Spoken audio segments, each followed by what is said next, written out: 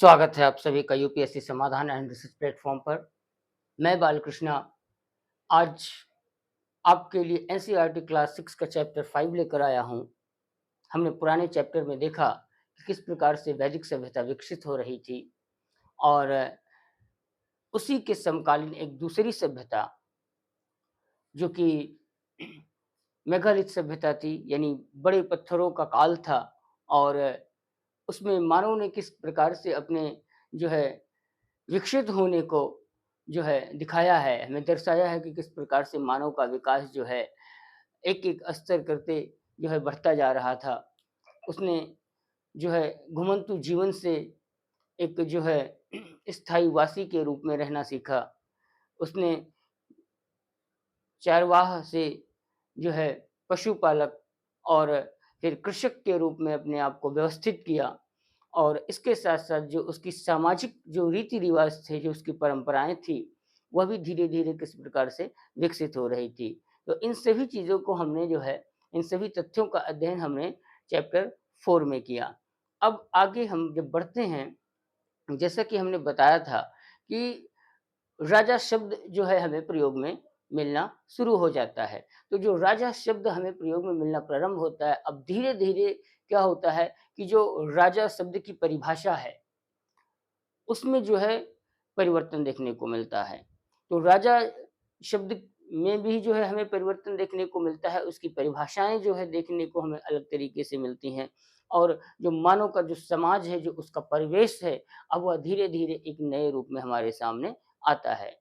तो यह जो है हम अध्ययन कर रहे हैं, यह कर रहे हैं चैप्टर 5 में। तो हमारे जो चैप्टर का नाम है, वह है kingdoms, Kings and an early Republic. तो सबसे पहले क्या है? किंगडम है हमारा chapter 5। Kingdom, kingdom, king and an early Republic and an early Republic.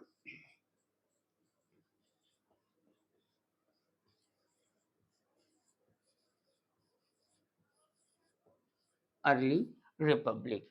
तो जैसा कि हमारे चैप्टर का नाम भी जो है यही है, किंगडम के बारे में हम पढ़ेंगे, साम्राज्य, कैसे साम्राज्य का विस्तार हुआ, राजा की परिभाषाएँ अब किस तरह से बदल करके एक नए स्वरूप में हमारे सामने आती हैं और उसके साथ-साथ जो है रिपब्लिक यानी कि जो है प्रजातंत्र किस प्रकार से विकसित होता है।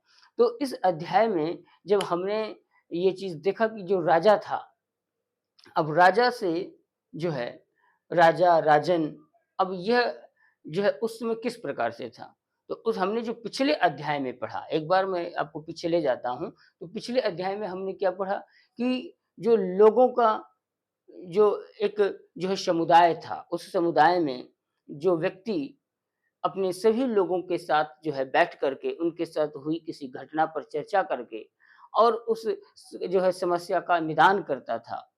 मुखिया बन कर के आगे चलता था। वह जो है उनके अनुसार उस समाज के अनुसार उनका राजा होता था। अब जब थोड़ा-सा और जो है समाज में बदलाव होता है, आज के 3000 वर्ष पूर्व की ही जो है घटनाओं पर हम चर्चा कर रहे हैं। तो जो वक़्त है, वो काल है, वह है 3000 वर्ष पूर्व का।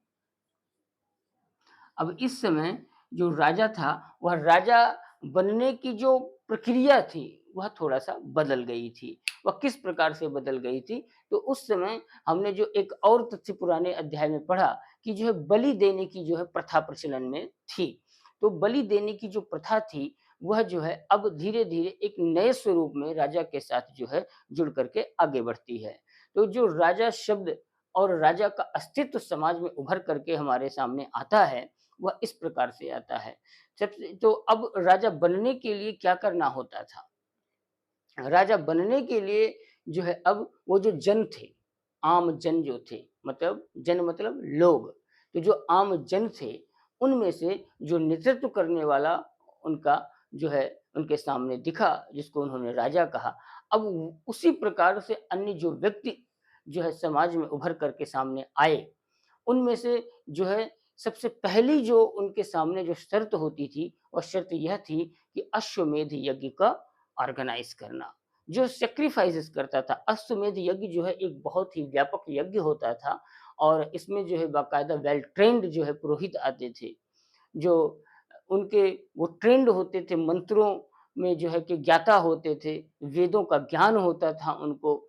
तो इस प्रकार से ऐसे लोगों को जो है वह व्यक्ति, जो राजा अपने आप को दर्शाना चाहता था समाज में, ऐसे लोगों को वह आमंत्रित करता था।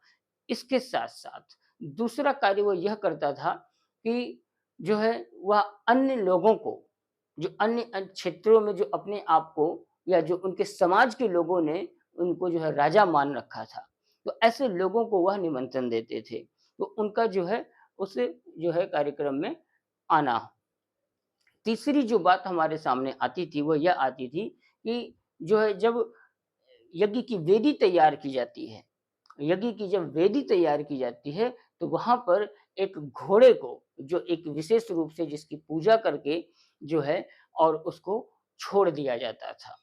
स्वतंत्र रूप से उसको छोड़ दिया जाता था, और उसके पीछे राजा की जो है आर्मी, यानी जो है सैनिकों का एक दल चलता था। तो आर्मी, अब हम जब आर्मी की बात कर रहे हैं, तो आर्मी उसमें प्रॉपर ऑर्गेनाइज्ड आर्मी नहीं थी, बल्कि सही मायने में ये था कि उस समय राजा के साथ या उस व्यक्ति को जो लोग अपना राजा मानते थे, ऐसे लोगों का जो है क्षेत्रीय लोगों का एक दल होता था, जो हथियारों से लैस होता था। तो यह जो दल होता था, जो है यह घोड़े के साथ-साथ जो है चलता था। घोड़े के साथ-साथ जब ये चलता था, तो जिन क्षेत्रों तक घोड़ा जाता था, उन सभी क्षेत्रों को राजा का जो है क्षेत्र मान लिया जाता था। उसके बाद यदि जिस भी क्षेत्र से होकर के घोड़ा गुज़र रहा है, जो है वो जा रहा है, यदि वहाँ पर उस घोड़े को किसी दूसरे जो है राजा मानने वाले समुदाय ने, या जो है अपने आप को घोषित किए गए राजा ने अगर उस घोड़े को रोका, तो जो है उनको घोड़े के साथ चल रहे जो है दल के साथ युद्ध करना होता था। तो ये जो प्रक्रिया थी, इस प्रकार से यदि घोड़ा अपने पूरे चक्कर को समाप्त कर के और वह कहीं भी उसको नहीं रोका गया, बिना किसी बाधा के, वह जो है वापस अपने यज्ञ की वेदी के पास वह जो है लौट करके आ जाता था। तो इसका मतलब यह होता था, जिन-जिन क्षेत्रों को उस घोड़े ने कवर किया, वह सभी क्षेत्र जो है उस व्यक्ति के अधीन हो गए। या जिन व्यक्तियों ने उसका विरोध नहीं किया, अपने क्षेत्रों से उस जो है घोड़े को गुजरने दिया, वह व्यक्ति और उस व्यक्ति के साथ-साथ वह क्षेत्र वो राजा के अधीन मान लिया जाता था। यदि उसका कोई उल्लंघन करता था, तो उसको उस दल के साथ युद्ध करना पड़ता था। तो अब इस प्रकार से जो है राजा बनने की प्रक्रिया प्रारंभ होती है।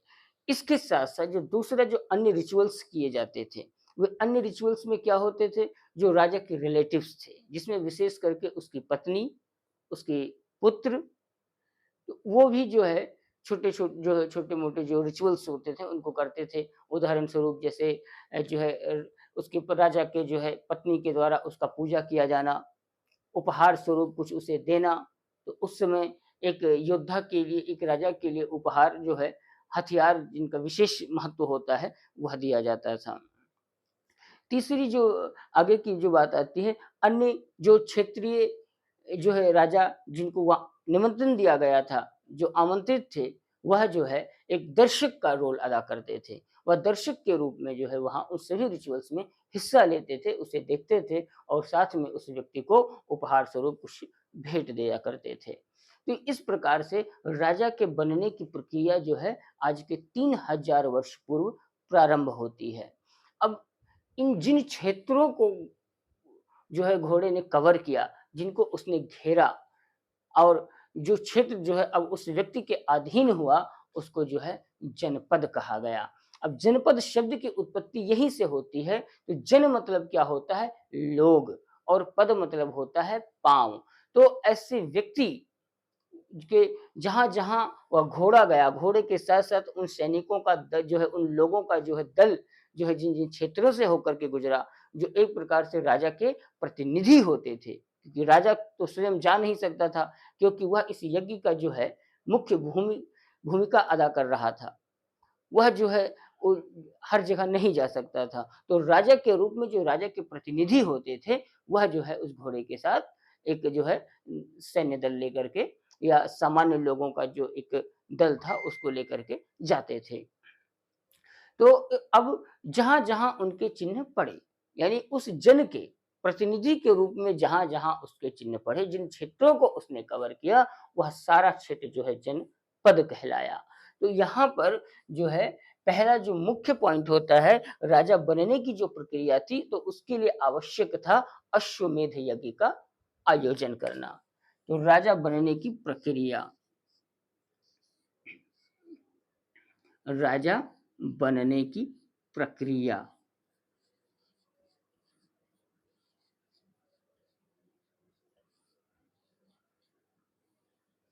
तो पहली शर्त क्या थी? अश्वमेध यज्ञ का आयोजन करना।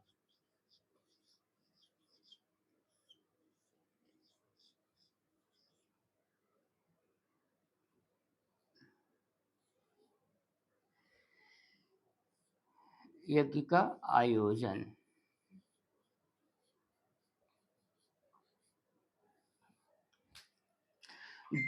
दूसरा जो शर्त था, घोड़े का निर्बाध रूप से अपनी यात्रा को पूरा करना।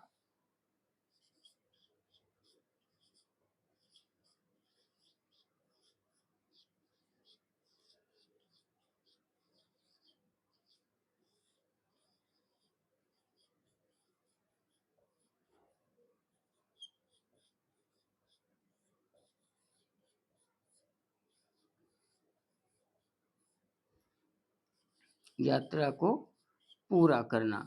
ये 2 मुख्य शर्तें होती थी। तो इस प्रकार से अब राजा की जो परिभाषा है, वह बदल जाती है। यानी कि जो 3000 वर्ष पूर्व का जो राजा था, वह राजा और अब का जो राजा था, दोनों में परिवर्तन होने लगा था।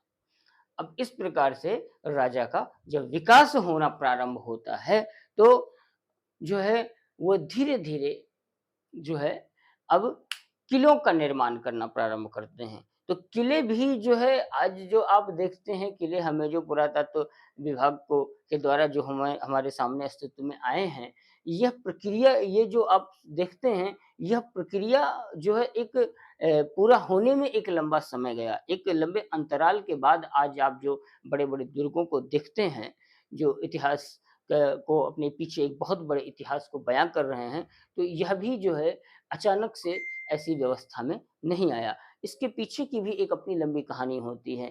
तो अब जो बड़े-बड़े जो मकानों को बनाने की जो प्रथा प्रारंभ हुई, तो उसमें क्या था? उसमें लकड़ी, पत्थर और मिट्टी, लकड़ी, पत्थर और मिट्टी से अब ऊँची-ऊँची दीवारें जो है बनाई जाने लगी थी। यानी कि जो है दुर्ग का जो है घेराबंदी अब उन जिन-जिन क्षेत्रों को घेरा गया है उस घोड़े के द्वारा या जिन क्षेत्रों पर उस राजा का जो है उस व्यक्ति का अधिकार हो जाता था, अब उनकी घेरेबंदी प्रारंभ होती है। उस घेराबंदी के बाद में उसके ही भीतर जो उसके अनुयायी थे, जो राजा को मानने वाले लोग थे, वह उसमें रहा करते थे। और इसके पीछे का 2 कारण था। पहला जो कारण हमारे सामने जो आता है, वह मुख्य कारण ये होता है कि अपने जो है आर्थिक संपन्नता को दिखाना। क्योंकि अब राजा के पास क्या था कि अपनी जो है जब ज़मीनें उसके पास अपनी आने लगी, तो उसके पास जो अब अपनी कैपिटल होने लगे, अपने सिटीज़ होने लगे, शहरों का जो है विकसित होना, राजधानी का जो है बनाया जाना, अब इनकी प्रक्रिया भी प्रारंभ हो जाती है। तो जो बड़ी-बड़ी जो ऊँची दीवारें बनाई जाने लगी, इसके पीछे के 2 कारण थे। पहला कारण ये था अपनी आर्थिक संपन्नता को दर्शाना, ताकि जो अन्य दूसरे जो अश्वमेध यज्ञ किए कर के जिन्होंने अपने आप को राजा घोषित किया है या जिनको उनके अनुयायियों ने राजा घोषित किया है, जो है उनके सामने जो है अपने अस्तित्व को प्रबल रूप में दिखाना। दूसरा बात, उनसे जो है या जो अब विरोधी वर्ग था, उससे सुरक्षा की दृष्टि से भी अब ऊँची-ऊँची दीवारों को बनाया जाने लगा था। इसके जो है हमें स्रोत भी प्राप्त होते हैं। अगर हम उदाहरण स्वरूप देखें तो हस्तिनापुर जो कि दिल्ली का क्षेत्र आता था जहाँ पर आज भी जो है शेरशाह सूरी का जो है किला बना हुआ है, जिसको हम पुराना किला के नाम से जानते हैं, वहाँ भी हमें हस्तिनापुर के जो है काफ़ी जो है अवशेष प्राप्त हुए हैं पुरातत्वविदों को। इसके साथ-साथ जो है उत्तर प्रदेश के जो है कई स्थानों से इन चीज़ों के हमें स्रोत प्राप्त हुए हैं, जो कि हस्तिनापुर से जुड़ा हुआ क्षेत्र था, जो मेरठ के करीब का, मेरठ के नज़दीक का एरिया आता है। तो वहाँ से हमें जो स्रोत प्राप्त हुए हैं, वह जो है सबसे पहली चीज़ ये कि उनके जो मिट्टी के बर्तन बनाने का जो सिस्टम था, वो हमें प्राप्त हुआ है। उसके बाद जो है बड़ी-बड़ी जो है झोपड़ियों को जो है बनाने का जो है उनकी जो व्यवस्था थी, वह भी हमें जो है प्राप्त हुआ है। इसके साथ-साथ कुछ और भी अन्य विशेष बर्तन भी हमें प्राप्त होते हैं, मिट्टी के ही वो हालाँकि वो बने हुए हैं, तो उनका जो विशेषता उसमें है, वो विशेषता हमें क्या दिखती है? वो विशेषता हमें ये दिखती है कि उन्होंने उस पर कुछ जो है चित्रांकन किया हुआ है। उसपे जो है ज्यामितीय जो है आड़ी-तिरछी रेखाएँ, कुछ ज्यामितीय जो है चित्रकारी उन्होंने की हुई है और उसके साथ-साथ जो है रेड और जो है ब्लैक जो है दोनों तरीके से जो है रंगे हुए रंगों में वो बर्तन हमें प्राप्त हुए हैं। तो इस प्रकार से जो इनकी व्यवस्था थी वो अभी भी पूरी तरीके से बहुत अधिक संपन्नता की तो नहीं थी, लेकिन उस समय की व्यवस्था को देखते हुए वे अपने आप में काफ़ी संपन्न थे। इसके साथ-साथ अब जो उनका समाज था, जो है उनके अनुयायी थे राजा के, उन्हीं के बीच में जो है अब आर्मी का गठन शुरू होता है। तो उसमें ऐसे लोग जो शारीरिक रूप से जो है बलवान थे, दक्ष थे, जो है लड़ाई झगड़ा मारपीट जिसको हम एक सामान्य भाषा में कहें यानी कि जो युद्ध कला में जो है पारंगत थे, तो ऐसे लोगों के साथ राजा जो है अब अपनी एक आर्मी बनाने की प्रक्रिया को शुरू करता है। तो अब इस प्रकार से जो है राजधानी का बनना, किलों का बनना और सेना का जो है विकास प्रारंभ होना, यह चीज़ें हमें दिखना प्रारंभ हो जाती हैं। इसके बाद जो हम और आगे बढ़ते हैं, तो हमें क्या दिखता है? महाजनपद। अब उसके 3000 से 3000 वर्ष पूर्व तो ये व्यवस्थाएँ आपको दिखती हैं और उसके ठीक 500 वर्ष बाद, जब ठीक 500 वर्ष बाद क्या होता है, अब जनपद का स्वरूप भी धीरे-धीरे जो है बदलना शुरू हो जाता है। तो जब जनपद का स्वरूप बदलने लगता है, तो अब वो धीरे-धीरे महाजनपद के रूप में जो है विकसित होने लगते हैं। तो इस प्रकार से जो है 3000 वर्ष के बाद जो है उसके 500 वर्ष बाद यानी कि आज के 2500 वर्ष पूर्व, आज के 2500 वर्ष पूर्व जो है महाजनपदों के विकास का जो है हमारे सामने प्रमाण मिलता है। तो यही जनपद जिनका अभी हमने आपके सामने व्याख्या किया, यही जनपद धीरे-धीरे और अधिक विकसित होते-होते अब ये बड़े आकार में परिवर्तित होने लगे। तो बड़े आकार में परिवर्तित होने के कारण उनको अब जनपद से महाजनपद कहा जाने लगा था। तो इस प्रकार से जो है हमारे सामने पूरे 16 महाजनपदों का जो है अस्तित्व प्राप्त होता है। तो कितने जनपद महाजनपद हैं? 16 महाजनपद। 16 जो है महाजनपद हमारे सामने अस्तित्व में आते हैं, जिनका एक-एक करके मैं आपके सामने नाम भी लिख दे रहा हूँ। सबसे पहले आता है काशी, कौशल,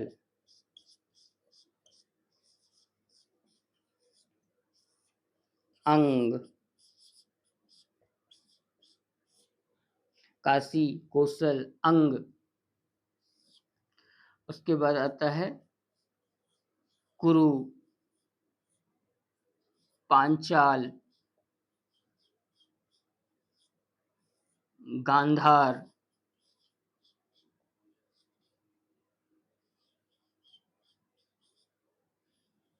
गांधार, चेद,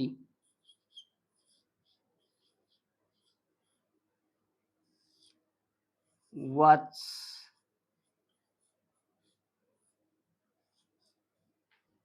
चेदी, वत्स और उसके अलावा फिर वज्जी,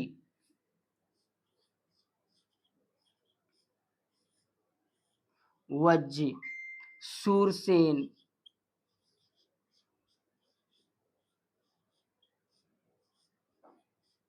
अवंती,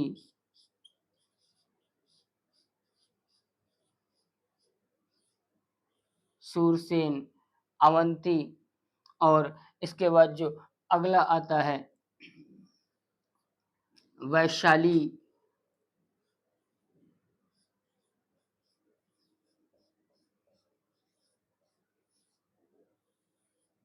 वैशाली। तो इस प्रकार से 16 महाजनपद जो है हमारे सामने आते हैं।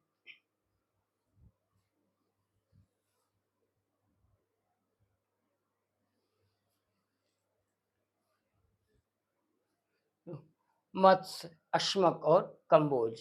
एक बार मैं फिर से सभी 16 महाजनपदों का नाम जो है आपको बता दे रहा हूँ। सबसे पहले काशी, कौशल, अंग, कुरु, पांचाल, गांधार, चेदी, वत्स, वज्र, सूरसेन, अवंती, वैशाली, मत्स्य, अश्मक, कम्बोज और मल्ल। तो इस प्रकार से ये 16 महाजनपद जो है विकसित होते हैं और यह 16 महाजनपद जो है अब धीरे-धीरे पूरी तरीके से एक प्रॉपर जो है राज्य और साम्राज्य का रोल अदा करने लगे थे। अब इससे पहले जो हम देखते हैं कि इनका अभी भी जो हमें जो आर्कियोलॉजिकल जो एविडेंस प्राप्त होते हैं, उन एविडेंस में हमें अभी भी जो है इस बात की जो है जानकारी मिलती है कि जो है जनपद का विकास प्रारंभ हो गया था। जनपद से महाजनपद की ओर मानो बढ़ चुका था। मगर अभी भी जो इनका जो अ, इनके साथ जो इनका जनजीवन था, इनका जो जनजीवन था वह जो है कृषि कार्य, पशुपालन पर अधिक आश्रित था। इसके अलावा एक वर्ग हमें और भी जो है देखने को मिलता है, जिसको विश्व या वैश्य कहा गया है। तो वैश्य तो आज भी आप जानते हैं कि वैश्य का जो प्रमुख कार्य है वह क्या है? तो वैश्य का जो प्रमुख कार्य है वह व्यापार को विकसित करना, उसको ग्रोथ देना। तो यह वर्ग जो है वहीं से प्रारंभ होता है। क्योंकि राज्य और साम्राज्य को चलाने के लिए, देश को चलाने के लिए जो है अर्थव्यवस्था को जो है मजबूती देना जो है वह बहुत ही आवश्यक होता है, जो कार्य जो है बहुत ही कुशलता से एक व्यापारी वर्ग ही कर सकता है। तो इस प्रकार से जो है जनपद और महाजनपद के विकास को हम जो है यहाँ तक देखते हैं और किस प्रकार से जो है अब राजा का परिभाषा बदल जाती है, लोगों का जो है जीवन शैली बदल जाती है, जो है शहरों का विकास होना जो है प्रारंभ होता है, एक जो है सेना यानी एक आर्मी का गठन जो है शुरू हो जाता है। तो यहाँ तक हम इसको जो है अब इसके आगे का जो हम अध्ययन करेंगे वो अपनी अगली क्लास में करेंगे, तब तक के लिए हम इसको यहीं पर विराम देते हैं और अगर किसी प्रकार का कोई प्रश्न है जो है या कोई कन्फ्यूज़न है, तो आप हमसे कमेंट बॉक्स में कमेंट के माध्यम से अपना हल प्राप्त कर सकते हैं। तब तक के लिए व्यस्त रहें, मस्त रहें, अपने पढ़ाई को आगे जारी रखें। यूपीएससी के लिए लगातार आप अपना जो है पूरे कंसंट्रेशन के साथ, पूरे धैर्य के साथ जो है आगे बढ़ते रहें, उसकी तैयारी करते रहें। बहुत-बहुत धन्यवाद।